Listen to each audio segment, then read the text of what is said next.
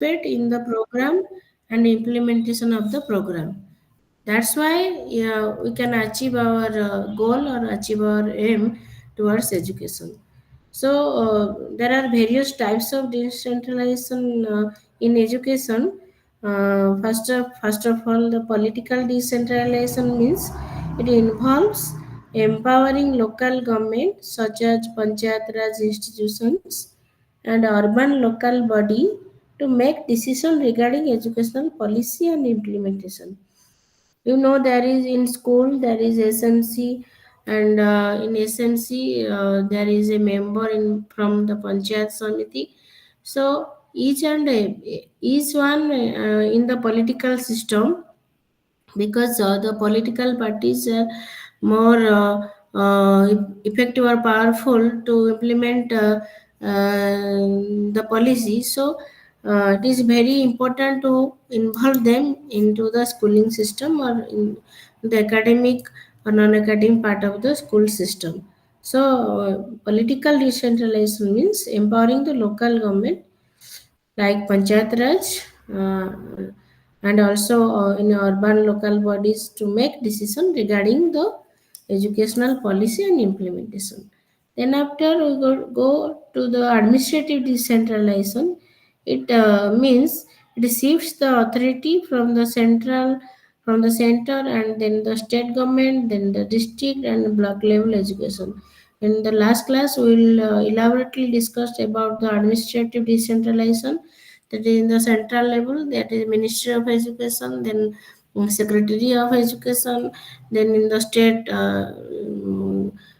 cabinet and state secretary of education, Minister of Education, after the secretary, principal secretary of education, then directorate, then joint director, then at the district level DO, then block level BO, and in cluster level CRCC. So this is the administrative decentralization. This and shift authority from the center to state to district, then block, then cluster for better governance and management. Then after we will discuss about the fiscal decentralization, means the finance management system. It allocates financial resources to local government and particularly to the school to manage budget independency. And for by the Sarva Shiksha Abhijan, by Samagra Shiksha Abhijan, and different types of NGO, they provide finance to the district administration, then the district administration provide the finance to the BO, then BO provide the finance to the school HM, and the school HM is the ground or implementation level where the budget is independently implemented. After that, there is another aspect of decentralization, that is pedagogical decentralization. Means this means this grant autonomy to schools and also teachers to design curriculum, teaching method, and assessment suited to the local context. Now in the NEP 2020, it is better emphasized and clearly defined that the curriculum may be modified at the school level, and the teaching strategy, the method followed by the teacher may be modified according to the individual children or the individual child. So now the diets are the academic head of the district, and DO is the administrative head of the district. So diet control all the academic programs of the district, like pre-service teachers training program, in-service teachers training program for the teachers capacity build up, and integrated ICT technology in the schooling system, and also material development like teacher supportive material, students workbook, and also emphasizes or poster the action research inside the or action research for the teachers to solve the immediate problem at the school point. So this is the pedagogical decentralization that shift the responsibility to the CRCC, that is cluster resource center coordinators, Then the CRCC train the teachers at the ground level, at school level, and monitor also. They monitor at the school level. So this is the pedagogical decentralizations. The then we'll discuss about the key features of decentralization in Indian education. That role of panchayat raj institution, like after the 73rd constitutional amendment, the panchayat raj institutions are responsible for primary education in rural area. They are fully responsible for the primary education. And the school management committee, that is SMC, SMC under the Right to Education Act, SMC involves parent, teachers, and also community members to look out the school functioning. In every 3 months gap, there a committee will be established. So the committee get together themselves and discuss about all the academic and non-academic matter of the schools or all-round development of the school. So SMC involves the parent of the minority community and the teachers and the community members. They also responsible for the smooth functioning of the school. Then after the District Primary Education Program, that is DPEP, which launched in 1990, and it also emphasized decentralization of planning for primary education. And also another is the key feature is Sarva Samagra Shiksha Abhiyan. These initiatives also promote decentralization decision making for universal education. And also NEP 2020 also encourages greater autonomy for schools, local bodies, and teachers in curriculum design and assessment. We Now we go. We are in the equity stage or in equality stage. Each and every child has some important unique. Each and child is unique in their academic development or the social, emotional, or ethical development. So for each child there is each different instructional need in the education or in the teaching learning situation. So the teacher can manage the class according to the need of the child. It may be the social need, it may be the cognitive need, it may be a cultural need. So teacher can modify the teaching learning situation, the teaching learning instruction according to the individual child's need. But we felt some challenges regarding decentralizations that are the capacity constraints, like local authority often lack trained personnel and expertise. Sometimes local authority have not expertise with the education system or to understand the psychology of the child. So they may sometimes they create problem for implementation of these programs at the school level. And also the finance limitation also, many local bodies struggle with inadequate funding. It is another challenges in decentralization. And also the political interference, like local governance in education can be influenced by political agenda. Another challenges is uneven implementation, means the success of decentralization varies across states due to difference in governance and resources.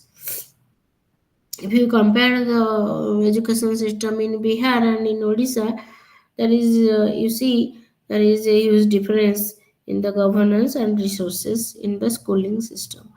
But we have to way forward regarding or considering these challenges. We must go forward or way forward towards the decentralization process and achieve our success. So we must capacity build up and training local authority and organize training program to the local authority and school leaders in educational management.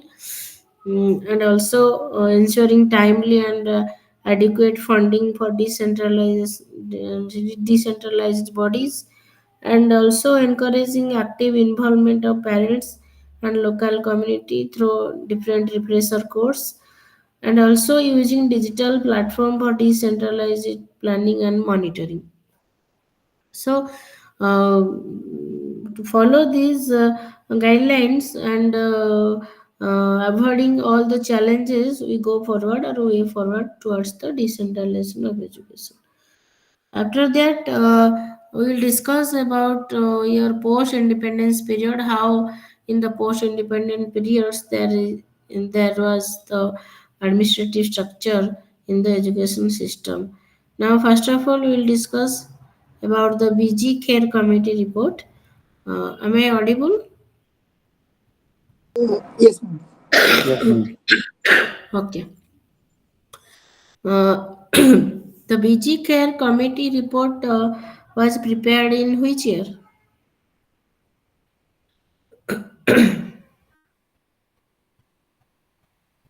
କୋଉ ମସିହାଟା ହେଇଥିଲା busy care committee report? These are all those structure after the independence. So, BG Khair committee report it was prepared in 1950. କାହା ଲିଡରସିପରେ କରାଯାଇଥିଲା ମନେ ଅଛି?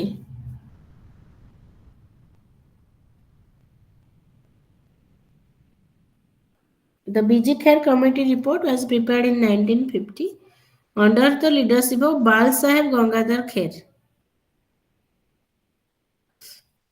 the chief minister of Bombay state that time. He was the chief minister of Bombay, and in his jurisdiction or leadership, the BG Khair committee report was prepared. According to his name, the Khair Bal Saheb Gangadhar Khair, the report was named as just in short BG Khair committee report, and it focused on the recognition of states in India based on linguistic lines. So the key points of the BGK report are first of all, the opposition to immediate linguistic recognition means the committee did not support the immediate creation of states based fully on language and also citing administrative and economic difficulty.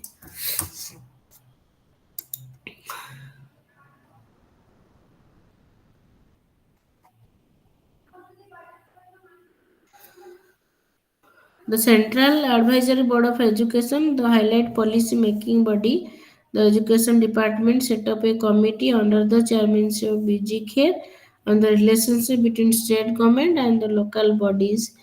And it started in 1950, and then in 1951, just after 3 years, it submitted its report, and the recommendations were it would be an advantageous to associate with the administrative of primary education in some form. All municipalities should be associated with the administrative of primary schools in their areas and should be made to pay a specific contribution to support them. Then also it is recommended that states should remain integrated for better governance, and it suggested a gradual approach to linguistic recognition rather than sudden change. So this report is also emphasizes on economic and administrative consideration. Like the report emphasized that the linguistic states might create administrative efficiency and economic disparities. So these are all those recommendations by BG Care, and it the real context and its impact, ପ୍ରକୃତରେ କ'ଣ impact ପଡ଼ିଥିଲା ମାନେ the report was part of the larger states recognition in debate in independent India. It aligned with the JBP committee report in 1948 by the JPP committee report was formulated by Jawaharlal Nehru, Vallabhbhai Patel, and Patavi Sitaramaya, which also opposed immediate linguistic recognition. However, demand for linguistic states intensified, leading to the formation of the State Recognition Commission in 1953. The SRC report in 1955 ultimately led to the State Recognition Act 1956, creating states on linguistic lines. So, in all cases where a local body is associated with the administrative or primary education, specific statutory provisions should be made for the appointment of an allied education body, and its composition, power, duties should be clearly specified. And the village panchayat and their smaller municipalities, which have been given only a limited control over primary education, the local body should be required to elect a school community and to delegate to its task or supervising the local schools. So all the responsibility given to the Panchayati Raj and village committee to perform. This is a two-tier system to be ruled as rule over the education system in the district. After that, the Balwant Rai Mehta Committee report was formulated. The Balwant Rai Mehta Committee report was formulated in 1957 and was a landmark document in the history of decentralization of governance in India. So, the background was that it headed by Balwant Rai Mehta, a freedom fighter and also a politician, and he also tasked with reviewing the committee development program 1952 and the National Extension Service 1953 to suggest improve the rural administration.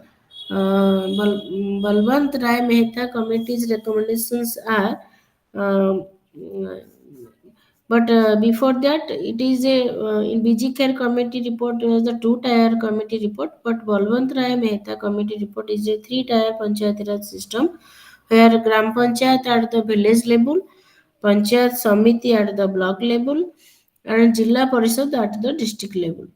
So here, this is a two-tier system, but Balwant Rai Mehta Committee is a three-tier system.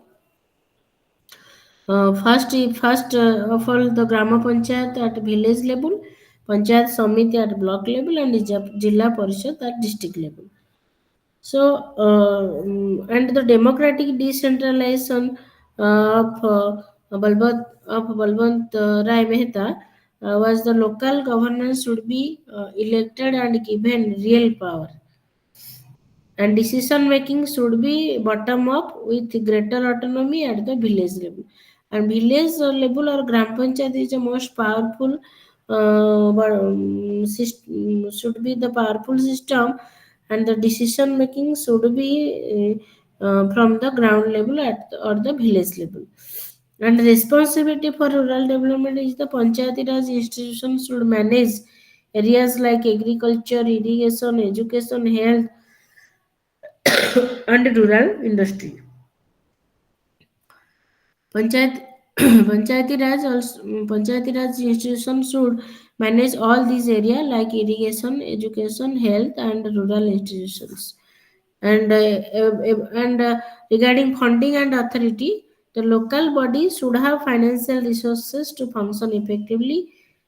They should have the power to levy or collect taxes. So, maximum power was given to the village level committee, and what are the impact. The recommendations were accepted by the National Development Council in 1958, and also Rajasthan became the first state to implement the Panchayati Raj system in Nagpur district on October 2, 1959, and also other states followed making Panchayat Raj a key feature of Indian governance. So later, after the 73rd constitutional amendment, it gave the constitutional status to Panchayat Raj institutions. So it is a Balbhat Rai Mehta committee is a very good committee towards the implementation of education at the ground level and the autonomy provided to the village level committee. And it is after 73rd constitutional amendment, it is the constitutional status to Panchayat Raj institutions. Then we'll discuss about the Ashok Mehta committee report. Um, Ashok Mehta committee was set up in 1978 by the Janata government to review the functioning of the Panchayati Raj system and suggest improvement. The committee, chaired by Ashok Mehta, submitted its report in 1978. It started in 1977, but the report was submitted in 1978 and recommended a two-tier system of Panchayati Raj instead of existing three-tier system. uh, this is also a two-tier system. The key recommendations are in the two-tier system is to replace the three-tier system, Gram Panchayat, Panchayat Samiti and Jilla Parishad with a two-tier structure. Two-tier means Jilla Parishad at district level as the primary institution and Mandal Panchayat at the cluster level or lower level. Higher level is Jilla Parishad and lower level is Mandal Panchayat. This is a two-tier structure. Then in the two-tier system, direct election was made that member of the Mandal Panchayat and Jilla Parishad should be directly elected by the people, and the political parties should participate in Panchayati Raj elections to strengthen local governance. And the Panchayati Raj institutions should have real power and financial resources to function effectively. So district level planning and development should be ensured to Jilla Parishad. And the reservation also there for SC/ST, there should be reservation of seats for scheduled caste and scheduled tribe in the Panchayat Raj institutions. And what was the state government role? The state government should not dissolve Panchayat Raj institutions, but it dissolve fresh election should be conducted within 6 months. Then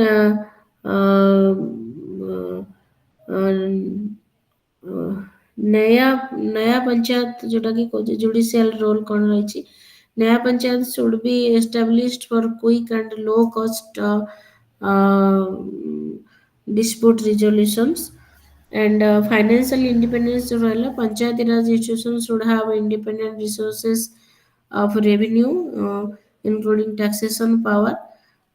Everything will concentrated in the Panchayati Raj institutions.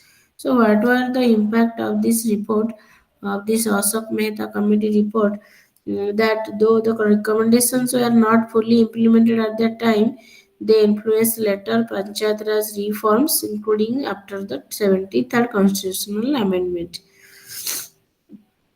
which formally established the three-tier system. Uh, but after the 73rd amendment, it was the three-tier system, and it is an reformation of Ashok Mehta committee report. After that, the village education committee plays a crucial role also.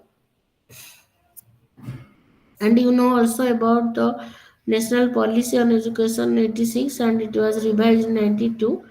We already discussed about that. Then the role and function of village education committee. uh, at the village level also there is a VEC or village education committee and plays a crucial role in ensuring quality education at the village level. It is typically formed under government educational policy to involve the local community in school management and development. So, what were the function? What are the function of VEC? First of all, school supervision and management. The village education committee monitor the school functioning, teacher attendance, and student performance, and also ensuring proper utilization of funds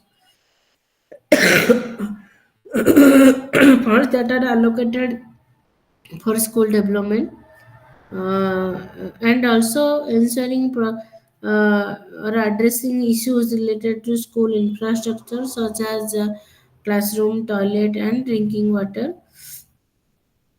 These are the function under the school supervision and management. Another function of the village education committee is encouraging enrollment and reduce dropouts. Am I audible? Yes, ma'am. Yes, ma'am. Yes, ma'am. Okay. Mm, Encouraging enrollment and reduce dropouts means motivating parents. The village education committee can motivate parents to enroll children, especially girls and disadvantaged students. And in the rural area, it has a main plays a main role to motivate the parents to send their girl child and disadvantaged students. And also, the village education committee can identifying dropouts and working to bring them back to the school and reduce dropouts. Another function of village education committee is to midday meal implementation, and they ensuring proper distribution and quality of midday meal and preventing corruption and mismanagement in meal services. And another function of village education committee is community participation and awareness. They play important role to encouraging community involvement in the school activity and organizing awareness program about the importance of education, like FLN. Now the cluster level FLN Mela was there, um, is there. In this Mela, the education committee can participate and aware the can aware the parents what is the importance of FLN, what is FLN, and what is the importance of FLN, and how FLN is achieved. So these are the village education committee can participate in each and every community awareness program and encourage the community, and also the educated people like different types of vocational education. They can contact the people, and they can come to the school and interact with the children. So academically they can involve themselves in the school, in the academic system. So village education committee has the important role to um, for development of the school. Another function of the village education committee is the monitoring teacher performance and ensuring teachers are punctual and follow the curriculum effectively, and reporting cases of teacher absenteeism or misconduct. And also another function of VEC is the utilization of funds and resources. They look out the use of government grants for school improvement. If they implement properly or utilized properly for the school development, they can inquiry. And also ensuring financial transparency in school management. And also another function of VEC is the implementation of government educational scheme, like promoting a program like Sarva Sikha and Right to Education, if they are implemented or properly promoted in the schooling system, and helping in the distribution of free textbook, uniform, and scholarship also. So the village education committee plays a vital role in making primary education more accessible, inclusive, and and efficient at the grassroots level. So, village education committee can plays a vital role. After that, we'll discuss about the constitutional status to local body under 73rd and 74th Amendment Act, um, and that is the CAVE, Committee and Decentralized Management of Education. The Central Advisory Board of Education is the highest advisory board in India on education matter. It plays a crucial role in the shaping national education policy and also ensuring coordination between the central and state government. Role and function of the CAVE are, first of all, the policy advisory provides recommendations on education policy reform and program to the central and state government. First function is the policy advisory, second is the coordination. It can coordinate, facilitate coordination between the union and state government on educational related matters. Then monitoring and evaluation, also assess the implementation of educational policy such as the NEP, and also educational reforms. It advises on necessary changes in curricula, teachers training and infrastructural development. And also the sociality also encourage social inclusion like equitable access to education, addressing issue related to marginalized community, and gender equality and inclusive education. So these are the function of CAVE. And also periodic review. It conducts review of the education system to improve quality and accessibility. The CAVE act as a crucial link between the policymaker and educator and stakeholders. CAVE establish a link between the policymaker, educator, and stakeholders to shaping India educational landscape.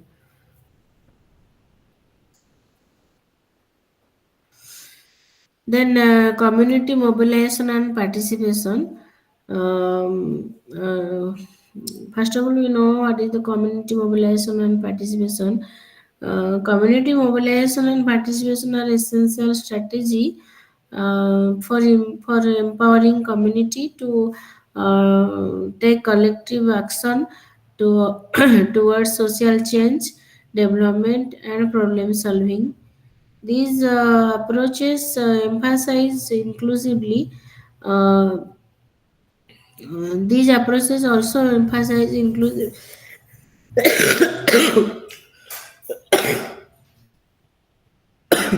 inclusivity, ownership, and sustainability in community initiatives. These are what is community mobilization? Community mobilization is the process of bringing people together to address common issue and implement solution that benefits the entire community. So, key steps of the mobilization are, first of all, to identify the issue, understand the community need and challenges and priorities, then engage the stakeholders and involve the local leaders to organization and community members, then raise awareness among them and educate and inform the community about the issue. Then after build the capacity, training like training skills and resources for action, then organize action, develop a plan and mobilize people to take collective action, then monitor and evaluate, assess progress and make necessary adjustment. So there are different community mobilization, for example health campaign. Mm, Many times during corona period we also provide health campaign vaccination drives. Under health campaign there is vaccination drives, and also environmental cleanup initiatives, disaster preparedness program, women empowerment projects. These are the community mobilization program in the society. Then community participation. Community participation means community participation refers to the active involvement for individuals in decision making, planning, and implementing initiatives that affect their lives. So there are different types of community participation. Passive participation means people are informed but have little influence. And consultative participation means people give feedback but final decisions are made by authority. And collaborative participation means people work together in planning and implementation. And empowered participation means the community has full control over decision and resources. So these are this is the community mobilization, and this is about the community mobilization and participation. And what is the benefit of community participation? Surely or no doubt, the community participation and mobilization increase the must benefit the sustainability. It increase local ownership and sustainability. It enhance trust and collaboration among stakeholders, and also ensure solutions are culturally relevant and effective. And it's also promote accountability and transparency, and also it go forward towards the sustainable development. Then there are some example of community participation like town hall meeting, citizen advisory board, participatory budgeting, community led development project. These are all about the community mobilization and participation. And what are the challenges in community mobilization and participation? What are the challenges we faced regarding community participation? That lack of awareness or motivation, and limited resources and funding, and also cultural and political barriers, and power dynamics and inequality, and resistance to change. Sometimes they fit in their mind and they do not accept the change easily, resistance to change. And strategy to these are the challenges regarding mobilization and participation. So how to overcome these challenges? We have worked on it, that we provide education and capacity building opportunity to the community, and use inclusive and participatory method, and strengthen community leadership and partnership, and ensure transparency and open communication. These are the strategy can use to overcome the challenges. So the community mobilization and participation are the crucial for sustainable development.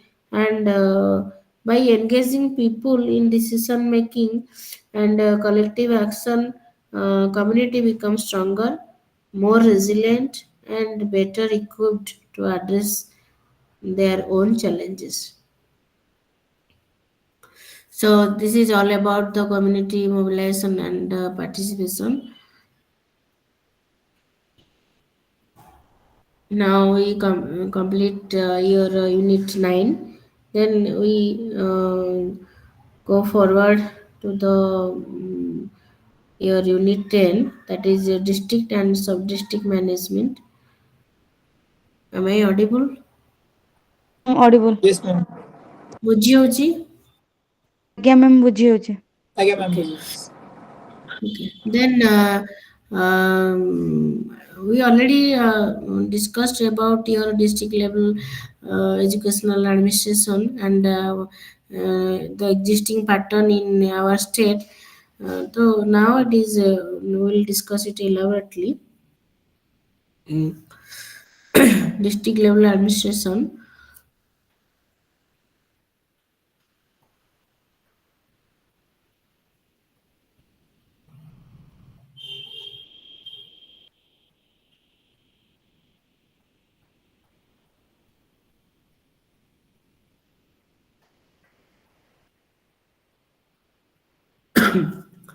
At the time of independence, Article 45 of the Directive Principle of the State Policy was committed to ensuring free and compulsory education for all.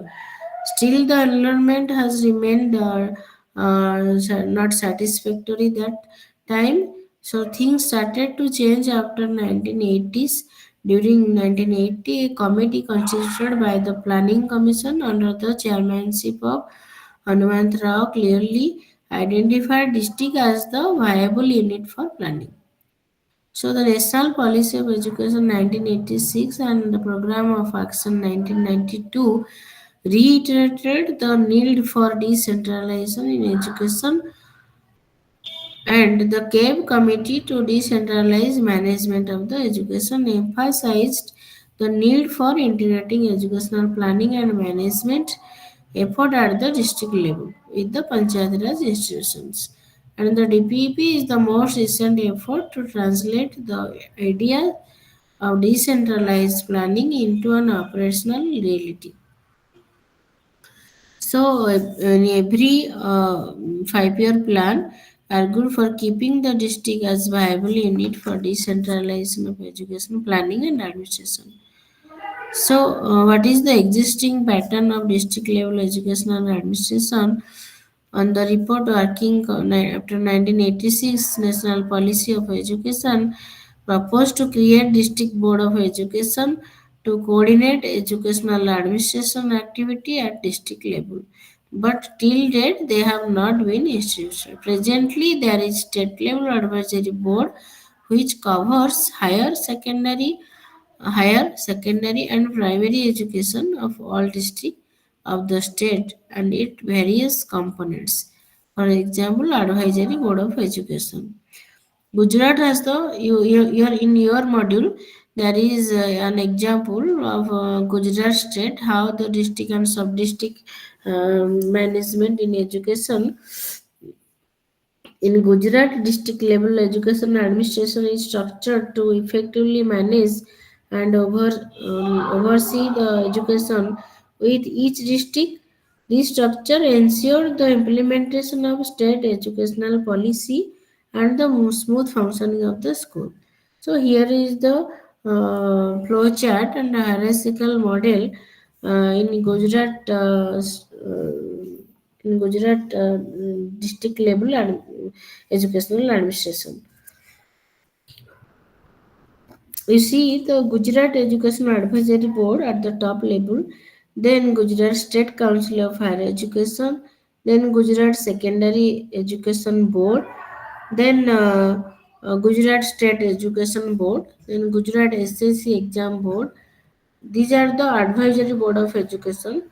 Then Gujarat State Board of Primary Education, State Board of Examination Typing, Drawing, Gujarat State Unit of Science Education, Gujarat State Board of School Textbook, University Granth Nirman Board. This is the educational structure of the Gujarat district administration. The duty of the director of education, including this following: the district education officer, the DO, look out the secondary and higher secondary education within the district, and ensuring adherence to educational standard and policy. They are responsible for supervising school, managing resources, and implementing government initiatives. The DO operate under the guidance of the Commissionerate of Schools, which provide direction and administrative support. And the district primary education officer DPO. The DPO is responsible for primary education in the district, focuses on schools up to the 8th standard. Their duty include monitoring school performance, facilitating teachers training, and ensuring the availability of necessary infrastructure and resources. The DPO work in coordination with the Directorate of Primary Education at the state level. Then the supporting structure block resource center जो so called BRCs and cluster resource center CRCCs established under the Sarva Shiksha Abhiyan. These centers provide continuous teachers training and academic support. They play a crucial role in community mobilization and enhancing the quality of education at the grassroots level. Then District Institute of Education and Training, that is DIET. These institutions focus on the professional development of teachers and educational research and aiming to improve the quality of education through training program and curriculum development. And the communication channels in the administration is the each district maintains specific contact details for its educational officers. For instance, the district education office in Surat can be reached at the address was third floor, Jilla Seba Southern, Block A, Surat, and the Mas Road. This is the address of the Surat district level administration and phone number and website Surat DO, the website of the DO. And for a comprehensive list of DO contact across Gujarat refers to the official education department.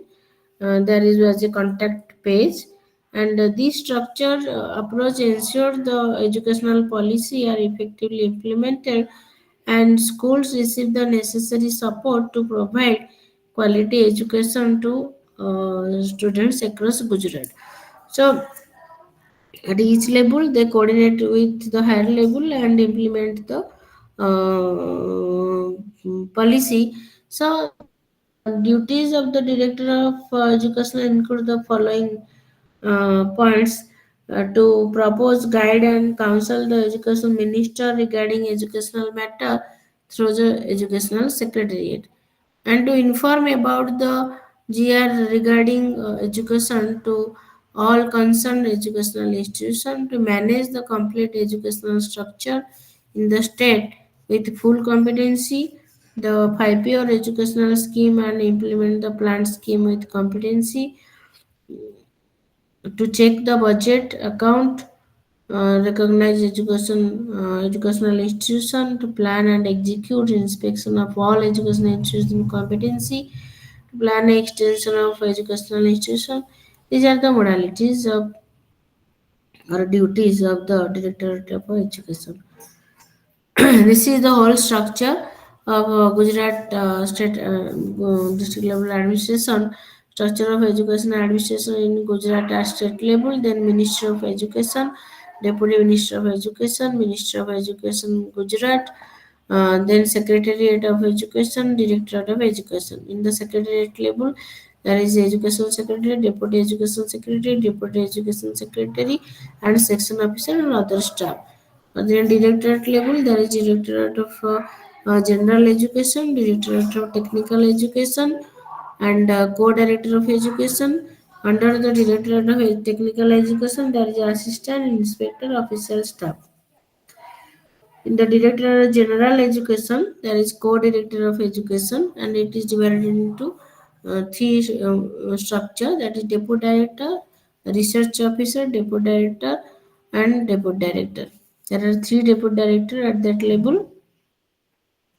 After that, Deputy Director, Research Officer divided into District Education Officer, and District Education in District Education Office there is Primary Education section, Finance section, Registry section. But in DO, District Education Officer, there District Education Inspector. Under District Education Officer, there is District Education Inspector and Assistant Education Inspector. And the district education office, there is there are subject expert also at the district level. This is the structure, and at the state level this is the structure. Administrative structure of primary education at district level. uh, Administrative structure of primary education at the district level. typically involves several key entity and responsibility with a focus on ensuring the efficient delivery and oversight of the primary education service.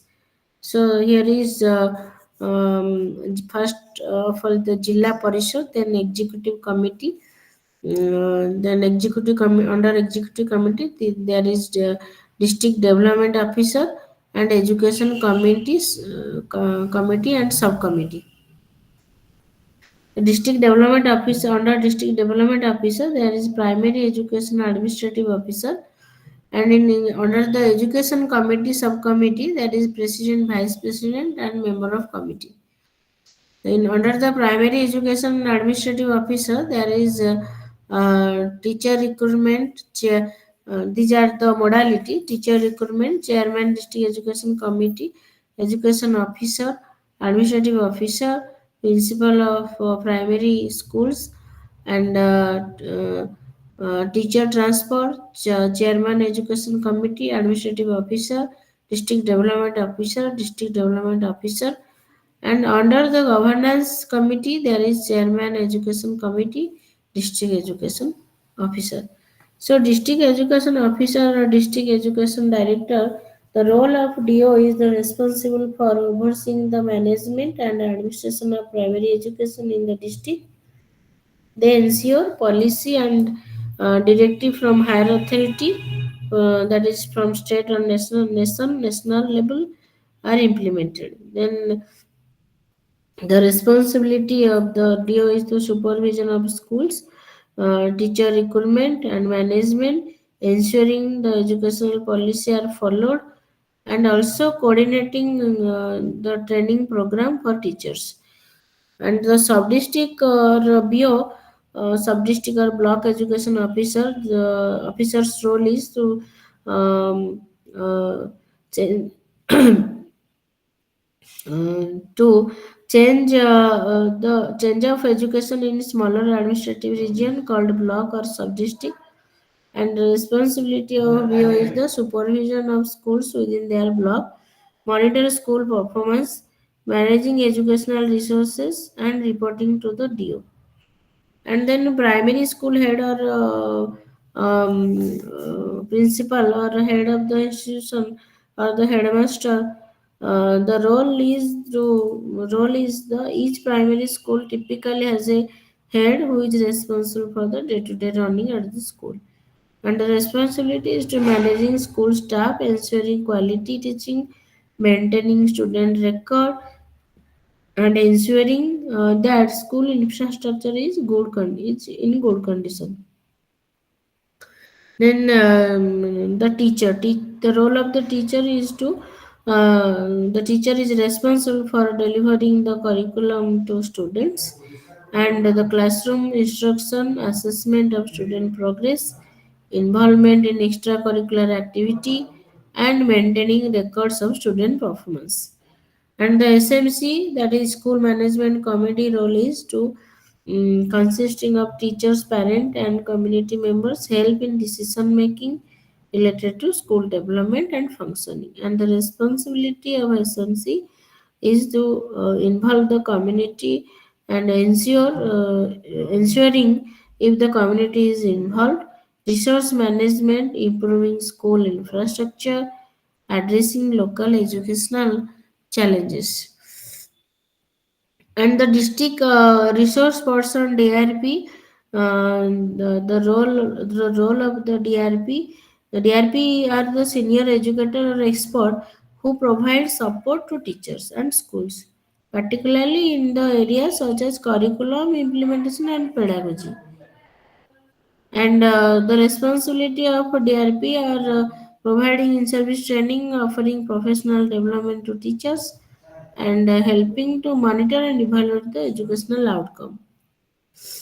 And the monitor and under the administration, that is monitoring and evaluation, the monitoring unit track the implementation of educational policy, the quality of teaching, and the overall performance of the school. And the responsibility of this monitoring and evaluation unit is to conducting regular school inspection, assessing educational outcome, providing feedback and improvement. Then the government education department, they perform uh, the the role of the government education department is the overall educational system at the state and national level, and provide financial support, guidelines, and policy framework. And the responsibility is to setting educational policy, funding the program, curriculum development, teacher training, and ensuring that primary education meets the national standards. So this is the hierarchical model of the state Gujarat and how the administration is functioning. So it is a well regulated with clear lines of responsibility and oversight. Then we'll discuss about the Jilla Parishad. Uh, Jilla Parishad, the composition, power and function. Jilla Parishad standing is a standing committee on education comprising 15 or 15 between 15 to 21 members. It includes the chairman of Jilla Parishad and a representative of each of SC, ST and BC and minority group, and one representative from parent teacher association, and other is the NGO. Two or more representative of Panchayat Samiti and Panchayat or village education committee.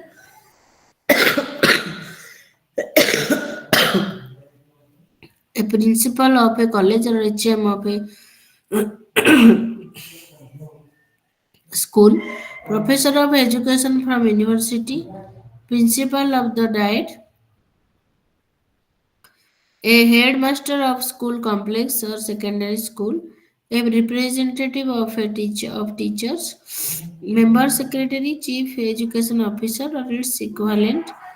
Uh, it may be the other than elected members will be nominated by the Jilla Parishad, or the total membership of the committee, at least third should be the women. So these are the criteria of constituted the or composition of the Jilla Parishad committee, and the committee include 15 to 21 members, and to follow these guidelines, the committee can be constituted. And what is the role and function of this committee? The committee overall supervision of educational program in the district up to secondary level, and also preparation, implementation, and review of the plan for development of education up to secondary level, and also formulation and operationalization of program to achieve total literacy and the universalization of elementary education, and also establish and manage schools up to secondary level, and academic supervision of all institutions, included government aided and private also, up to secondary level, including those of in the municipalities area. Preparation and coordination of plans for development of education up to secondary level, including those of the municipalities. To review the progress and guide Panchayat Samiti and Panchayat Education Committee in their task. Implementation of program for improve of quality education, coordination with other social service department and community for mutual support. These are the function of the Jilla Parishad committee. Then power. What is the power delegated to the committee is to establish and maintain school up to secondary level, including recruitment, appointment, and transfer of staffs, payment of salary, and exercise control over the staff subject to government guidelines, and also to exercise control academic supervision of all schools, including aided and private schools up to secondary level, and also lay down academic uh, and administrative norms for better functioning of educational institutions, and to discourage to disburse grants to aided schools subject government guidelines. To supervise the work of Panchayat Samiti, Education Committee and Panchayat Education Committee. To prepare and sanction educational budget, to administer district educational fund, to prepare a perspective plan for the district. These are the role of the Jilla Parishad committee and the power delegated to the committee. And duty of educational officer, I know that educational officer has the administrative duty, executive duty, advisory, integrating, statistical. These are all the duty under the administrative duty. Under the administrative duty, there is a executive part, that is visit school and see the school law regulation, pertain correspondence, communication, and settlement of dispute. And advisory, under the advisory, to give advice and assistance, and to attend meeting of various state and boards, and to handle to collection and analyze the educational statistic of the school, and to appoint government teachers and clerks, to deal with the case of their transfer, leave and promotion. And under the these are the administrative duty. And under the academic duty, to guide the school in its entire program of curricular or co-curricular activity, to improve standard of education.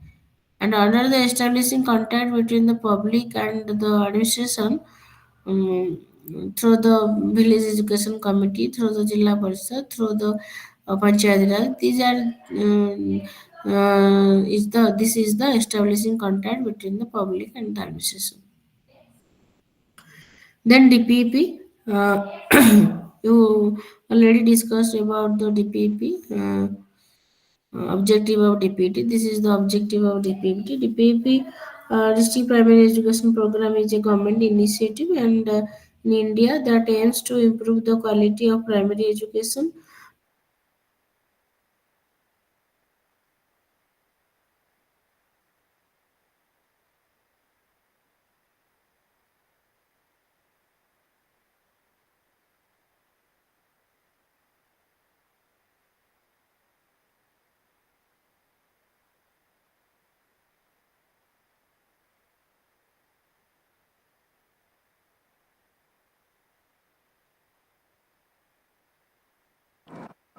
Ma'am voice ଆସୁନି ଆପଣଙ୍କର।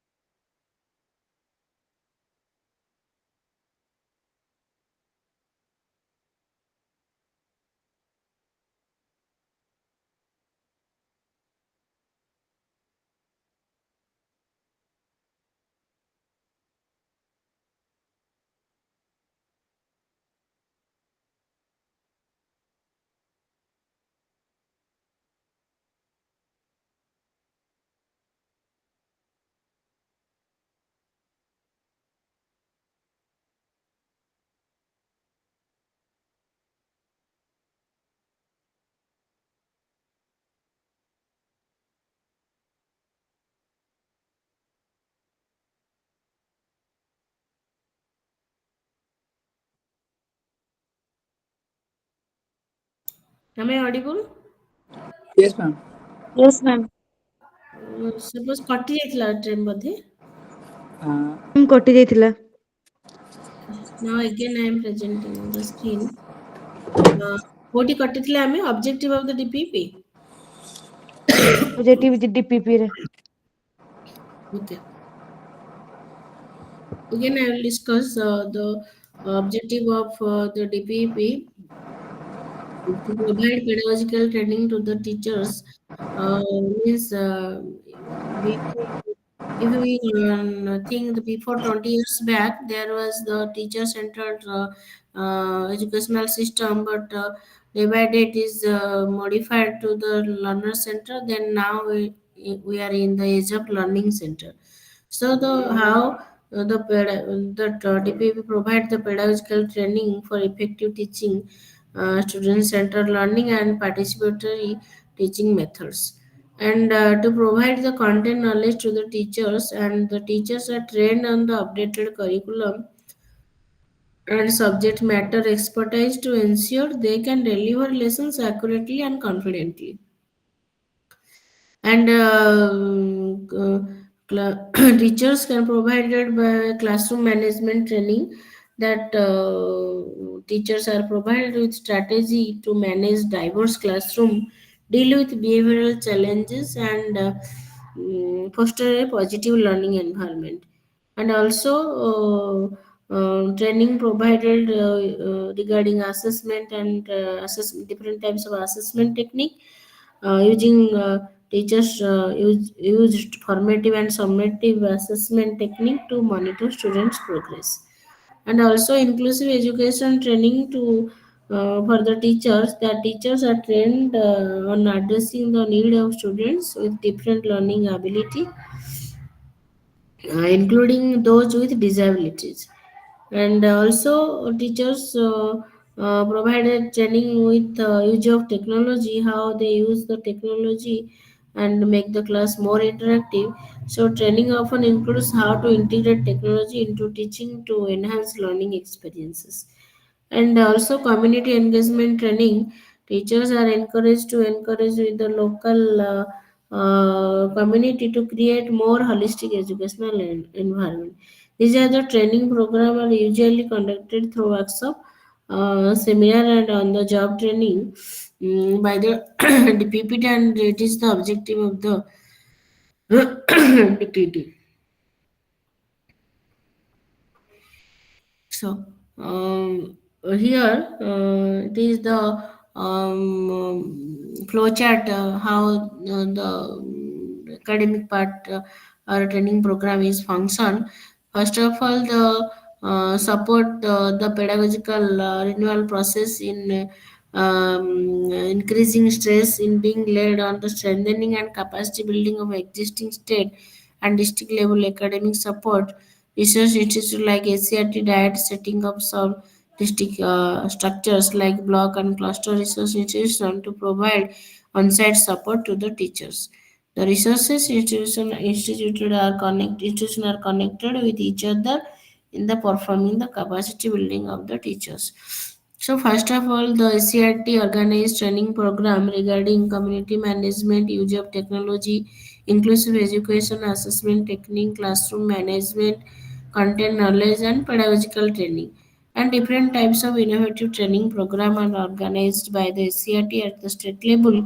Then the diet faculty are oriented by the CRT, and then at the diet level the diet organize the training similarly. This type of training modules like FLN on training under FL, training on FLN, training on ECC, training to how to manage dropouts, different types of community engagement training, technological training, and training on inclusion, training on different types of assessment, how to use assessment process inside the classroom, and different types of pedagogical training are organized by the BRCC and CRCC at the that level. After the BRCC and CRCC are trained, they train the at block point they train the teachers. and the village education committee. So in hierarchical order, the CRT deliver the training program to diet faculty train the BRC train the CRC, and CRC are the teachers and different type of educational stakeholder at village level. So at the state level, SCRT play vital role in providing academic support to DPP institutions. Main role is curriculum revision, a pre-service course, develop teachers handbook, develop training module for teachers, develop BRC, CRCC guides. This is the function of the SCRT at the state level. And in the diet principal professional support agency of the district gives training to BO, VRC, coordinator, master trainer, cluster heads, different types of NGOs. So this is the training provided to these personnels, and this is the function of diet. Then at the BRC level or block level, organize a workshop training program and meeting of teachers, BEC members. This is the function of BRC, and this is organizing monthly meeting of the teacher. This is the function of CRC. And and at the village level, this is the function of village educational committee that motivate parents, monitoring of the attendance, recruitment of an MC teacher, school building maintenance, monitoring of a teacher performance. And these are the participant village education committee chairman, 12 members from all walks of life. So SCRT plays a vital role in the and is the academic in charge at the state level, and similarly the DIETs are the academic head in the district level, and the BRC, CRCC at the block level and cluster level also. This is all about your unit 10, and we'll discuss about your unit 11, that is role of local self bodies, BEC and Gram Panchayat.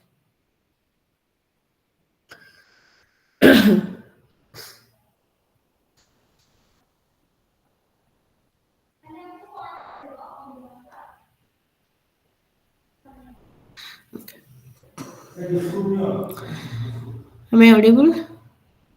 Yes, ma'am. Audible. Yes. Yes, ma'am. Okay. Educational management under local bodies has seen many ups and downs. You know, before independence, the local bodies are managing various functions, including managerial function of school education. There are two types of local bodies: rural local bodies and urban local bodies. In the Indian context, the rural local bodies are known as panchayat. Below the state level, there is three-tier structure. We already discussed in the unit 9 of governance, Jilla Parishad, Panchayat Samiti and Village Panchayat. But in urban area, the local bodies are known as Nagar Panchayat, Municipality and Municipal Corporation.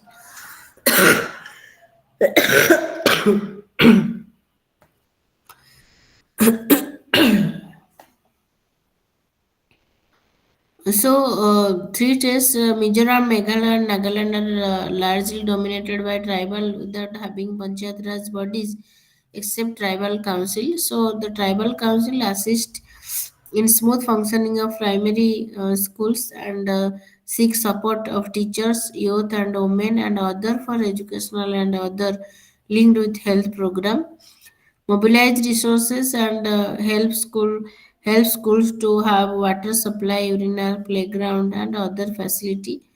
Parent prepare plans and proposal within their resources for development of education. Present report and proposal to Panchayat Samiti and make periodic self assessment and coordination with other social service department and committee for mutual support. And the total power is given to the uh, tribal council to visit educational institutions, to check attendance and other register, to recommend annual budget, to undertake constitution all the power delegation to the tribal council, and to report and regularity of the students, teachers' attendance, and school functioning, to frame the school calendar under guidance of the Jilla Parishad. So, panchayat level, where panchayat comprises group of villages. Um, Sometimes the panchayat is under comprises with one village, and sometimes the panchayat level where panchayat comprises a group of village. Where the composition is the village level, where panchayat comprises group of village education committee constituted by panchayat as its subcommittee, constituted with not less than 7 and not more than 15. 7 within the committee, within 7 to 15 members. Chairman of panchayat or member of panchayat from village concern, one member for SC, ST, VC and minority, one from PTA, one from Anganwadi worker, and a person interested in education from the village, and headmaster of the primary upper primary schools. So the total member between 7 to 15, and the role and function of the panchayat is to the following are the function of the village education committee, where a number of villages constituted the village education committee, that may be 7 to 15 members. So it supervises over adult education, early childhood care education, and non-formal education, and supervise over composite upper primary schools, generation and sustenance of awareness among the village committee. These are the all function of the VEC, and assist smooth functioning of primary school, and the power delegated to the VEC are to visit educational institution, to check attendance, register, to inquiry and report to concerned authority, to recommend annual budget, to undertake construction and repair works instructed to them, to report on regularity of student teacher attendance and school functioning, to frame the school calendar under guidance of the Jilla Parishad. Where the village education committee is function well, there the school is the academic development, and is develop academic development is greater than in comparison to other schools. So if the committee is functioning well, then the academic achievement and development and other co-curricular activity, and other educational activity of the school is improved as well as. So, Panchayat Samiti at intermediate level means um, there are 11 to 17. The committee is between 11 to 17 members, and the members constituted the chairman of Panchayat Samiti, one member from SC/ST minority, one representative from PT and NGO, and one or two representative from VEC, and principal from the degree or pre-degree college, headmaster of school complex, representative of teachers, member secretary, block education officer. So role and function, the role and function of the committee is the supervision and channelization of granting aid, academic supervision, preparation of plans, development and coordination of school complex, and coordination with other social departments. And this is the power delegated to them, uh, same as the previous. So to propose major panchayat samiti to raise resources, to raise public contribution, donation, to levy development fees and other fees, to channelize funds and other fees to raise resources, and aided institution under supervision of Jilla Parishad. These are the power of the committee constituted. Then we will discuss about the research studies on educational management under Panchayat. Several research studies are conducted inside the state and the district. Uh, the studies conducted by researchers in different states and observation of a report of various committees set up the state government reveal the positive and negative aspect of educational administration. Under Panchayati in main area like expansion of education, quality improvement, relationship between elected local leaders with officials of education department. These are the area where the researchers were conducted. Expansion of education under Panchayat Raj. Panchayat Raj after establishment of Panchayat Raj. So in the what is the expansion in education system regarding access, enrollment, retention, regarding development of the school. Uh, all this is all this the research are conducted in the different area. First of all, the area conducted in research area conducted in regarding Panchayat Raj is the expansion, how the Panchayat Raj can expand the education system and the expansion of education under Panchayat Raj. So, research on the role of Panchayat Raj institution in enhancing the quality of education in India has yield diverse insights. While decentralization aim to improve education outcome by improving local governance, studies have identified both successes and challenges in this approach. So, we will discuss what is the positive impact.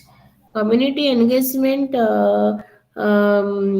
facilitate active community participation in education management. These are the positive impact leading to increased accountability and responsibility to local needs. For example, a study on community engagement with school in five states like Andhra Pradesh, Bihar, Jharkhand, Odisha, and UP highlighted the importance of decentralization in fostering community involvement in educational decision making. In different states there are different researches, and the researches revealed that the community the decentralization process fostering the community involvement, and the community engagement is facilitate active community participation in educational management, and also leading to increased accountability and responsibility among the local peoples. Mm,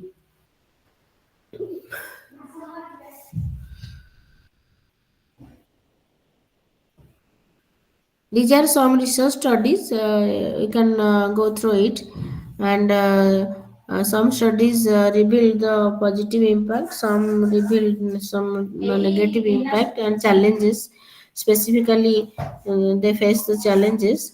Then, according to the resource allocation, local governance structure enable more efficient. The research study revealed that local governance structure enable more efficient allocation of resources uh, to tailor to specific community requirement, potentially improving educational infrastructure and facility. Research indicates that panchayat can address disparity in access to quality education by focusing on local needs. So another different types of research related to improvement in quality of education. Uh, Sadiq Ali Committee and Panchayat Raj 64 also observed that the enrollment of students have increased during the last 3 years, and the local panchayats and sarpanchas and other leaders have taken good interest in the enrollment drives organized by the department. So these are the positive impact regarding the improvement of quality of education researches. And also the Krishna Swami Committee of Karnataka observed that the attendance of teachers improved under Mandal Panchayat after the power given to the panchayat to record the attendance of the student and also the teachers, it also improved the teachers attendance and also the students attendance. So maximum research studies revealed that involvement after involvement of village education committee, there is a positive impact regarding access enrollment, regarding infrastructure development, regarding linkage between the both the teachers and the village level committee members. Another types of resource, people participation in panchayat is also a positive impact. The peoples are more aware and more motivated towards the education system and towards the schooling process. And Mm, this is the Inamdar study of Maharashtra also notes that the local community have become more vigilant regarding the provision of school facility in their villages and the regular attendance of teachers as well as a more even spell and level of teaching in the schools. The awakening among the villages people regarding the value of primary education is the net gain of the Jilla Parishad. So, involvement of the community members also increases in the development of the school. So another type of research conducted regarding relationship between official and panchayat leaders. This is the can cite one study that Jalpathy studies of Kudapa Jilla Parishad in Andhra Pradesh observed that the elected officers bearing tilt the scales in their own favor in matters like teachers transfer, their posting and exercising of control over them. This is some negative impact also cited, but this has affected adversely the rationale of the statutory significance of the official side and therefore undermined the tone of the administration in general, but transfer of teachers was frequent and excessive. So this is also a negative impact. The research revealed that excessive transfer and frequent transfer of the teachers also affect the educational system. But in several cases, they have been also absolutely unjustified.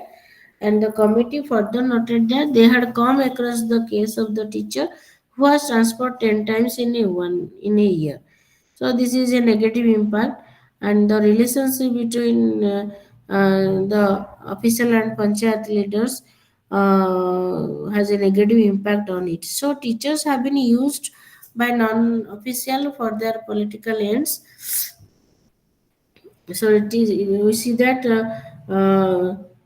sometimes the relationship is better between the officials and the panchayat leaders, but the major area of stress were selection and appointment of teachers. It is a stressful area when the teachers and teachers posting and selection. So this is a challenge for the research that the research study revealed. But actually, the challenges are identified regarding the research, that is supervision and quality control. The studies have noted that the quality of supervision by um, can be inconsistent with issues such as ineffective oversight and administrative delay affecting educational quality.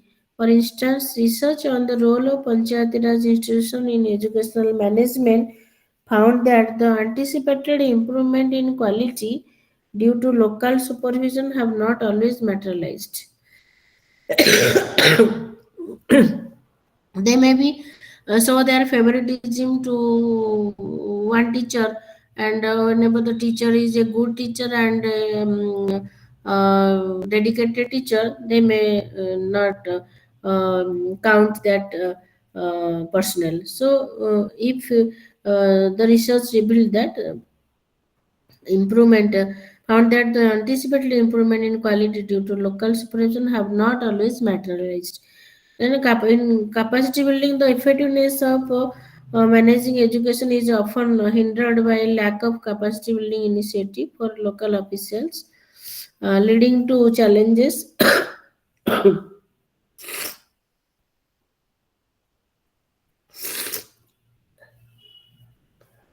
So the effectiveness of Panchayat Raj institution in managing education is often hindered by lack of capacity building initiatives for local officials, leading to challenges in implementing quality improvement measures. So Panchayat Raj institution members must be aware or build their capacity regarding the monitoring and evaluation. So, what can be the recommendation for improvement? Uh, can enhance training program for the Panchayat Raj members, implementing comprehensive training for Panchayat members and local educational officials can improve their capacity to manage and oversee educational institutions effectively. These include training in educational planning, resource management, and quality assessment. So they must be have their build their capacity regarding the monitoring and evaluation and the criteria fixed for the monitoring and evaluation. And also also can be they can be strengthened or modified their accountability mechanism. They establishing clear accountability structure within the Panchayat Raj institution can ensure that educational initiatives are implemented effectively and that there is transparency in use of resources. They must have oriented or trained with the educational initiatives and how they are implemented. And also they are trained about the community empowerment, encouraging active participation from local community in school and management committee can lead to more context specific solutions and greater ownership of educational outcome.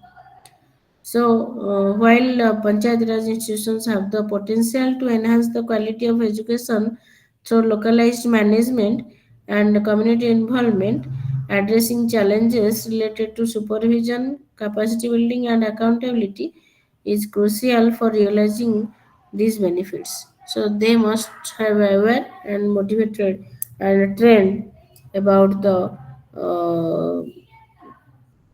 about the management and addressing the challenges.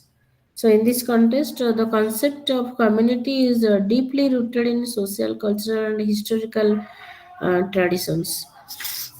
So, this is all about your unit 11. Then we go forward your unit 12, community participation. So, in Indian context, the concept of community is deeply rooted in social, cultural, and historical traditions, and also cultural community in India is a vast array of linguistic, regional, religious, and ethnic community. These community often come together based on shared cultural practices, beliefs, and tradition. Uh, example like Tamil, Bengali, Punjabi, and religious such as Hindu, Muslim, Sikh, Christian, and caste such as Brahmin and Dalit. So this is the cultural community, and in Indian context, and another is the religious community.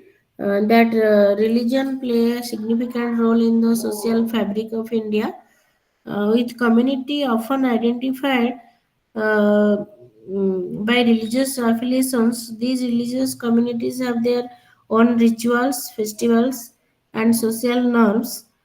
This includes may Hindu, Muslim, Sikh, Buddhist, Christian,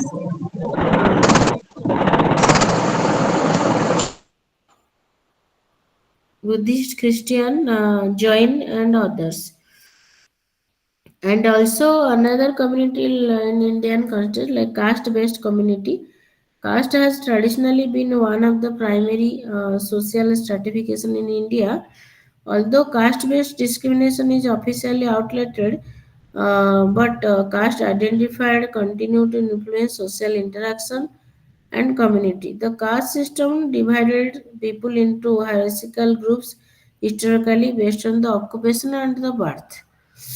So, in Indian context, there are different type of community: cultural community, religious community, caste-based community, tribal and indigenous community, that are India has numerous indigenous tribes, a scheduled tribe which distinct language, culture, and lifestyle. These community often living in rural and forested areas maintain strong traditional values and practices. The government provides special provision for their welfare and development. Another community in the Indian country is urban and rural community. The distinction between urban and rural community is also significant because rural community often have close knit family and social structure, whereas urban community tend to be more diverse and complex with interaction influenced by modernity, globalization, and migration. And another community is the political and social community. Over time, community in India have also been shaped by political movement such as those based on class, region, identity, or social justice. These movements have aimed at addressing inequality, discrimination, and empowerment for marginalized community like Dalit, women, and other minority groups. These are political and social community. So the concept of community in India is not static and is constantly evolving and also influenced by globalization and economic change and social reforms. But at its core, it emphasizes the importance of group identity and social network in shaping individual and collective lives. So this is the this is all about the community in the Indian contest. And what is the community participation in education? Education regarding informal education. Informal community participation in education refers to the involvement of individual.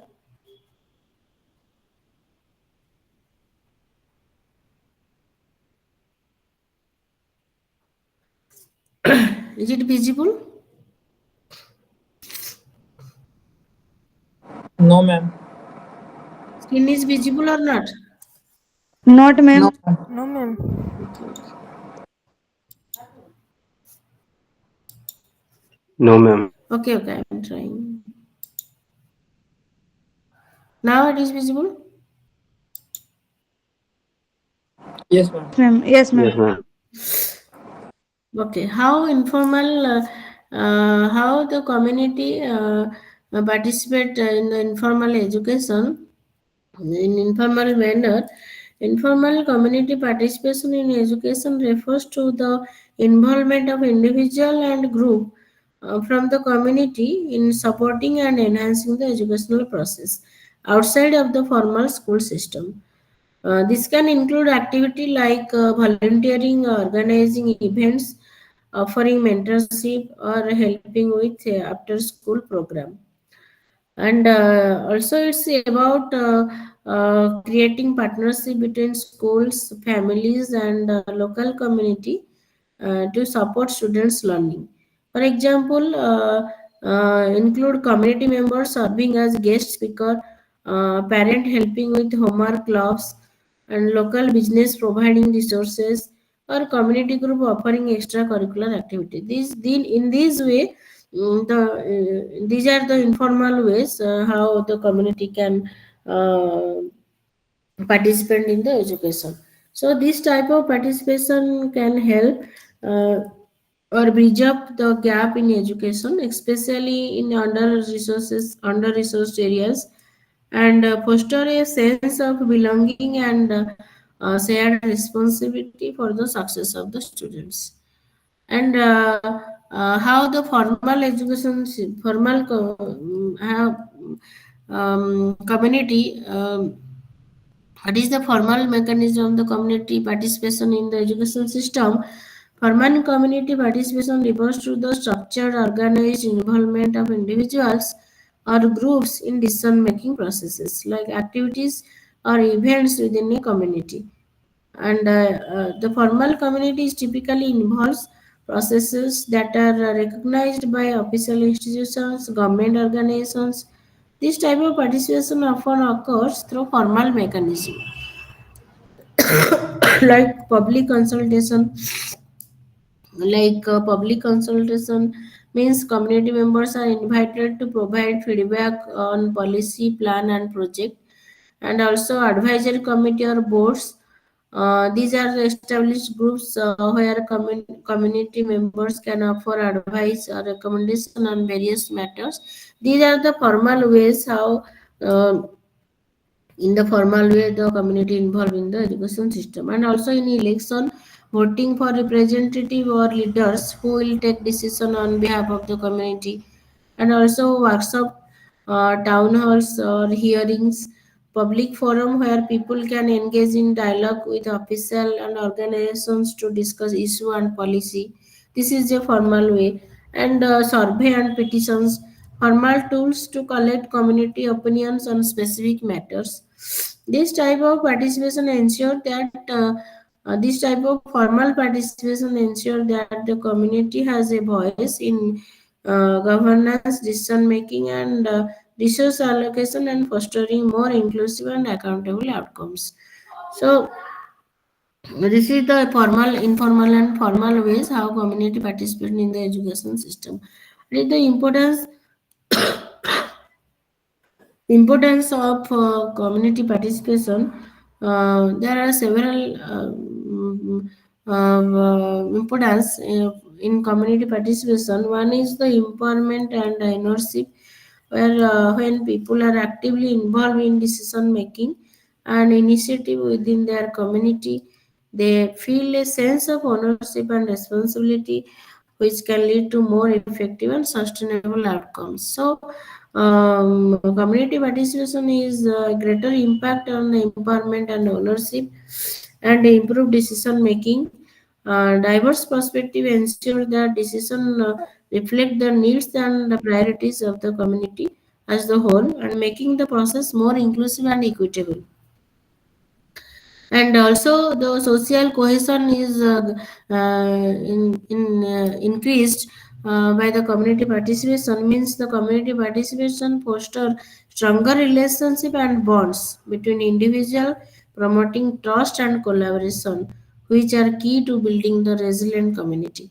And also the resource mobilization, and when community come together, they can pool their resources, whether financial, human, or material, and to tackle issue that may be too large for any one individual or organization to address alone. And also another impact on the resource and mobilization, and another impact of community participation is the conflict resolution. That means engaging all stakeholders in the process and help in identifying common ground, and reduce the tension and resolving conflict in ways that benefit for everyone. Another benefit of community participation is the sustainable change. Community participation in the development and social projects are more likely to contain, maintain, and improving the social cohesion, and also lead to the long-term positive impact. And another benefit of the community participation is the increased awareness. Participation helps people become more aware of their rights and responsibility also, and the challenges facing their community, which can lead to greater civic management and activism. So increase the community participation, increase awareness among the people. So overall, community participation is the essential for creating an environment where everyone can thrive and contribute and share their goals.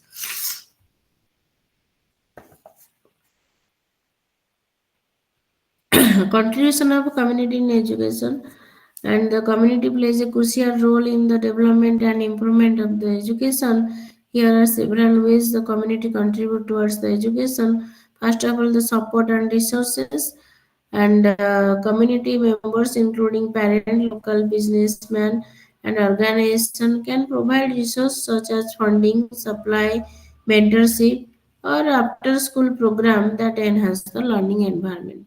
First of all, they community contribute towards the support and resources, and also the cultural enrichment. Community contribution towards cultural enrichment. Community contribute to the education process by sharing their cultural knowledge, tradition, and practice, which can enhance the curriculum and uh, burden free the student perspectives.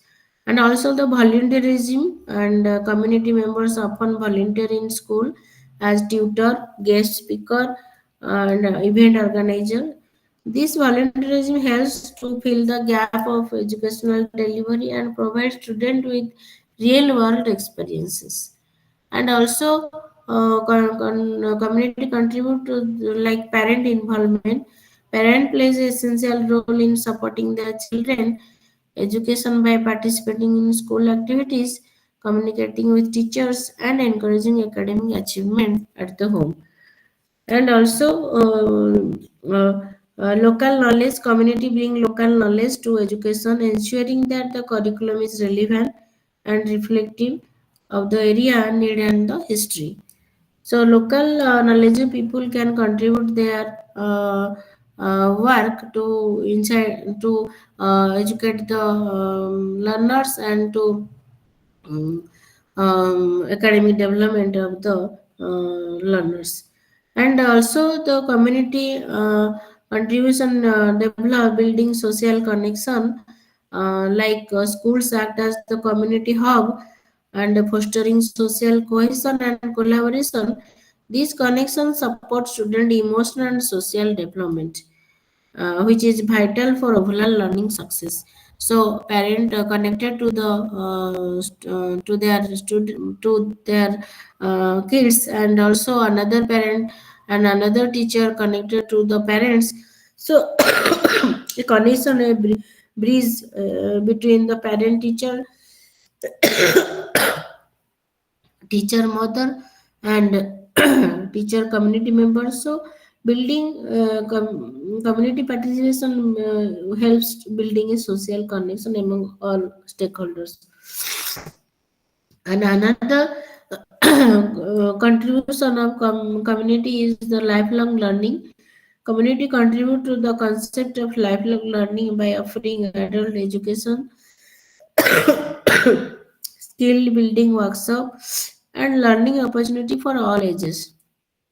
So, according to the bird's eye view, the active involvement of the community in education helps create a supportive, enriched, and well-rounded learning environment that benefits both student and the society at a large.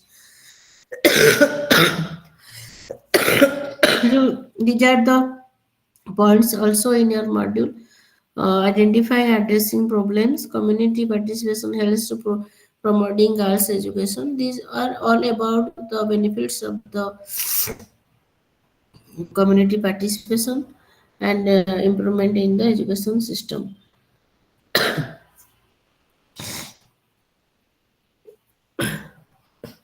And community participation can significantly improve education by creating a more inclusive, supportive, and engaging learning environment. And it also enhance the learning resources and supportive environment.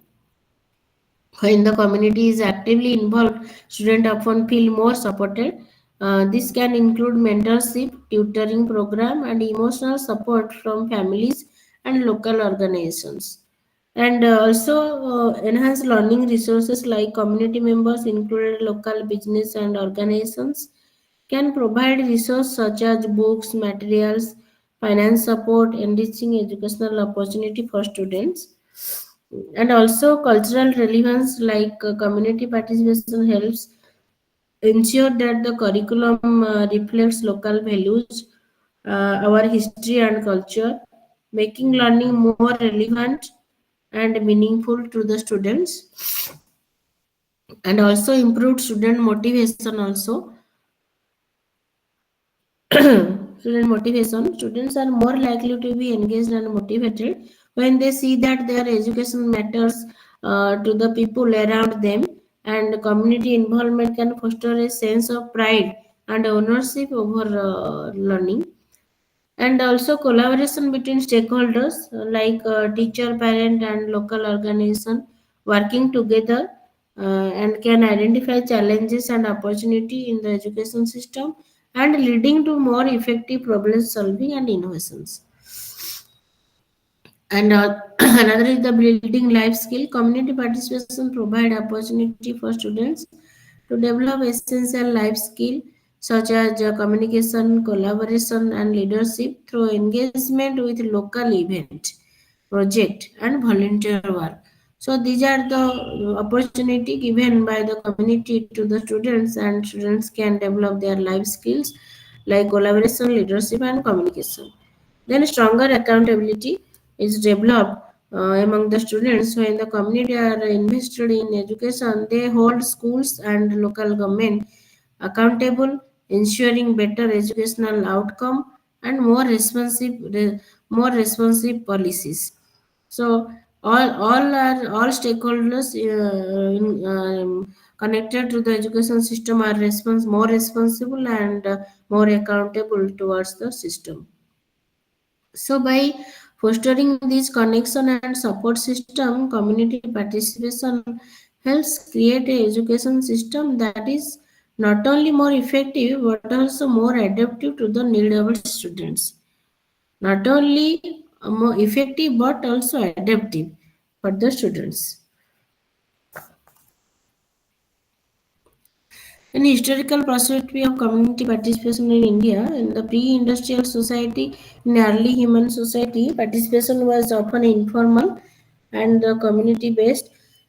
It is decision made through communal gatherings such as council or elders. People contributed to the well-being of the group through shared labor and mutual support. And in early civilization in ancient Greece, or particularly in Athens, a more structural form of participation emerged, that is democracy as seen in the Athenian model, emphasized civic involvement, where citizens had the right to participate in the decision making. But in the Roman society, used form of public assembly and local governance. But in colonialism, during the feudal and colonial eras, community participation was limited. Power rested in the hands of monarchs, landowners, or colonial rulers, and local community had little say in governance.